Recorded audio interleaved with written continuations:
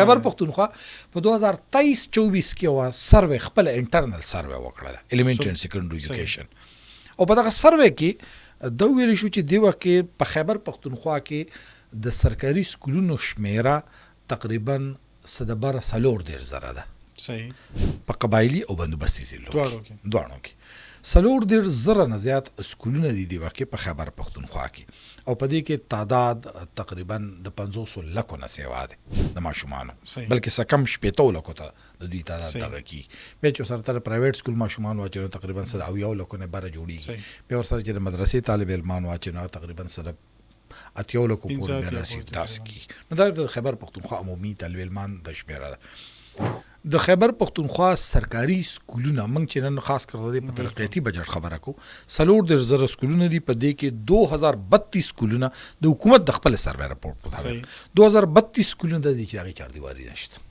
چاردیواري نشته 2032 سکولونه داسې دي چې هغه چاردیواري نشته تعلیمي ایمرجنسي نافذ کېدو نه پسم دا د 2013 یا 2012 د شمار نه یادوم دی وخت کې تاسو ته د 2023-24 ډاټا درکوم او دم د الیمنټری اینڈ سیکنډری ایجوکیشن 2032 سکولونه داسې په خیبر پختونخوا کې دغه چار دیواری نشته صحیح 2414 سکولونه داسې چې باقي سره بجلی نشته بجلی پکې بندوبست نشته 1149 سکولونه داسې دي یا 1149 سکولونه داسې دي چې په هغه کې سره د اوبو د سکلو تنظیم نشته صحیح 1317 سکولونه داسې دي چې په هغه کې سره واشروم نشته صحیح 516 سکولونه داسې دي چې د هغې سره چت نشته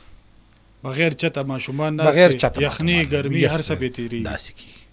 د دې نه غټه د علمي خبردار چې په خیبر پختونخوا کې دی وخت کې هم د 500 لکو نه زیات ماشومان داسې دي کوم چې اصل کې په سکول کې پکور اوغي د سکولونو نه بهر دي صحیح سټریټ چلډرن دی یا مزدوري کوي درځ کې یا الته د تعلیم زه د ځکه ویم چې دی وخت د 500 لکو نه زیات ماشومان یعنی 500 لکو نه زیات ماشومان دی وخت په خیبر پختونخوا کې هغه چې په سکولونو کې دا غنه دي چې 15 کال نه کم دي دا غدي چې 15 کال نه بره دي عمرونه وخت دي یعنی د 15 سکول ته دا ذکر ته هم چې نور خاصم په 15 کال نه چلان دي ان کاونټ کیږي ما د 15 کال نه بره ویللې دا نه چې 49 لک ماشومان دي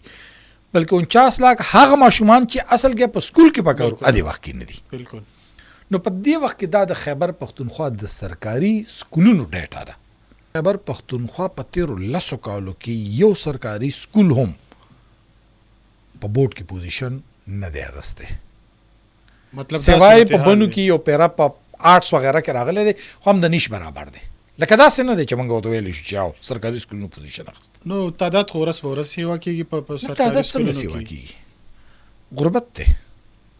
د غربت د وجې نه په سرکاري په پرایویټ سکولونو کې خلک خرچې نشي برداشت کولی ځکه هلته ځي